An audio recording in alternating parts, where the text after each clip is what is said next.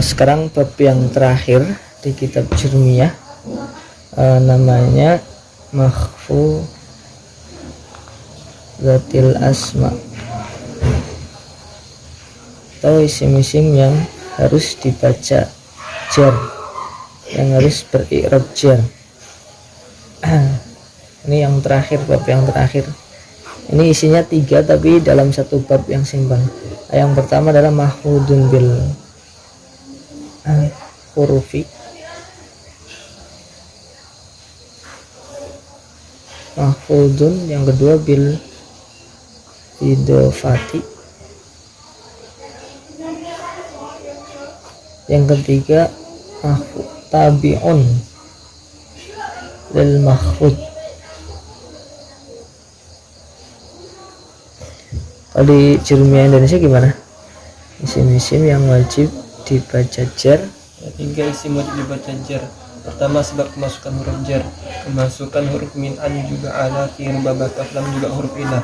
Seperti lafaz marartu bizaidin, juga lafaz dhahabtu ila masjidin. Kedua, sebab dimudhafkan lafaznya atau gandeng dengan lafaz sebelumnya. Seperti lafaz hadza abu zaidin, juga lafaz hadza qalamu zaidin. Yang ketiga, majrur karena mengikuti, seperti marartu bizaidin alimi. Sering alimi. Ini yang pertama, kenapa isim itu dibaca jar, kan kayak begitu. Kenapa isim itu? Yang pertama karena jatuh setelah huruf jar, ya kan, karena jatuh setelah huruf jar. Kalau ada lafal jatuh setelah huruf jar, pasti dia majrur, atau majrur itu isim yang dibaca jar. Contohnya seperti apa di Jurmiyah itu? Yang dibaca jar Ya, marartu bizaidin.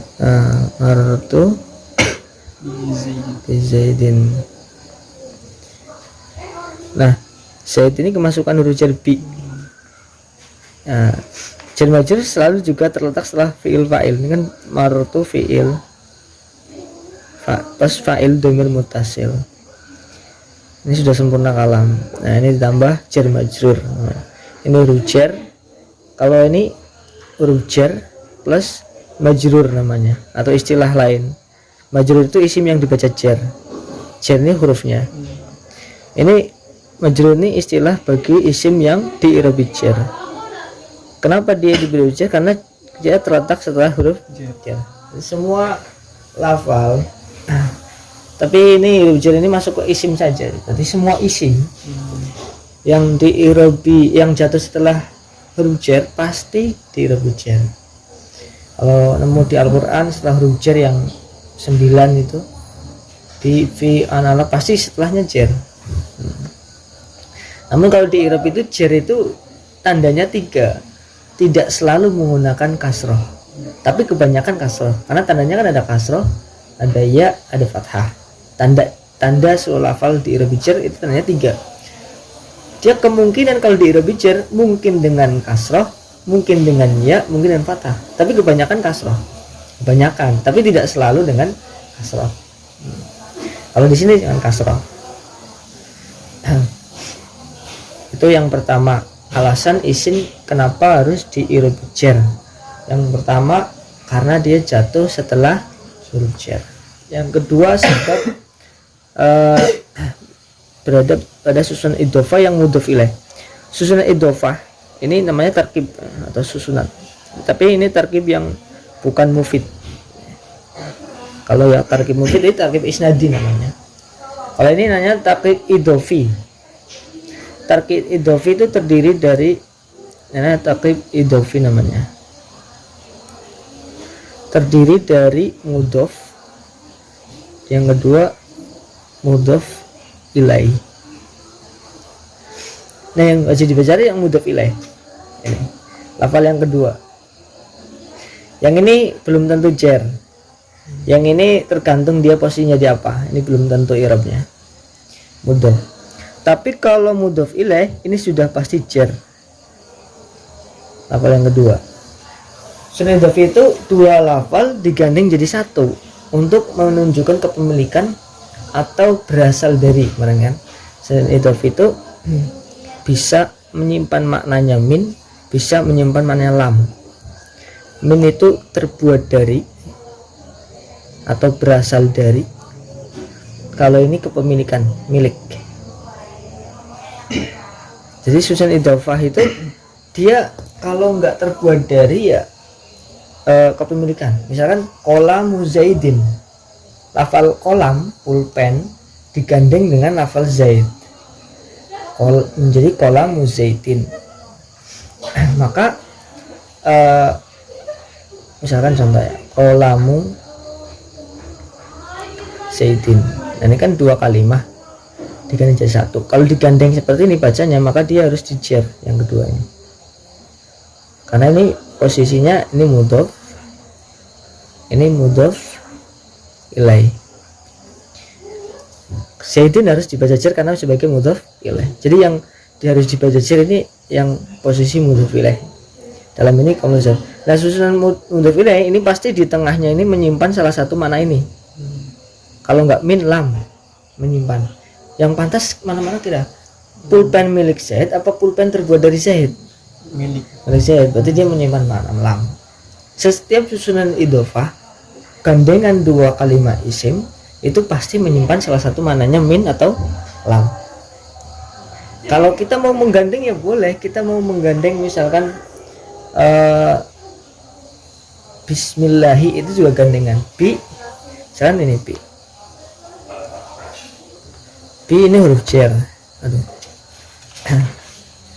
bi ini huruf jar, bismi Allahi ini mabni, ini nggak beri'rab karena huruf jar, semua kalimat huruf mabni. Ismi ini di jar karena kemasukan huruf jar atau jatuh setelah huruf jar.